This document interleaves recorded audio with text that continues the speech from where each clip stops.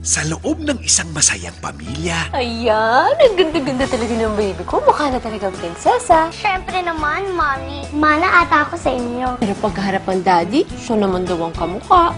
wala na siyang hahanapin pa.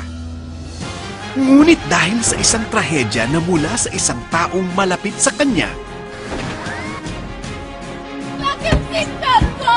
Nakakababa ka na! Ayoko, Mami. tatangayin ang mga pinakamamahal niya sa outer space.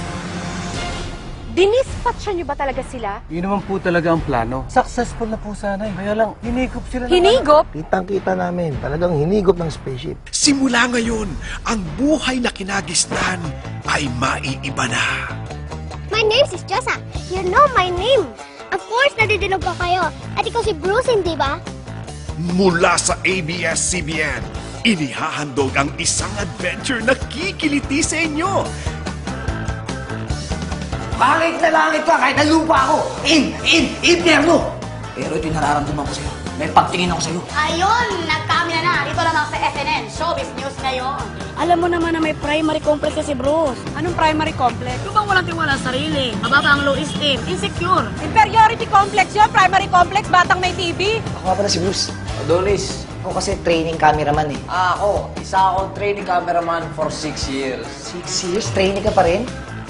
Ako pala si Lois Magzano. Bruce po. You're so cute. Hindi naman. Sapat lang. Hindi ka ba sanay sa akin?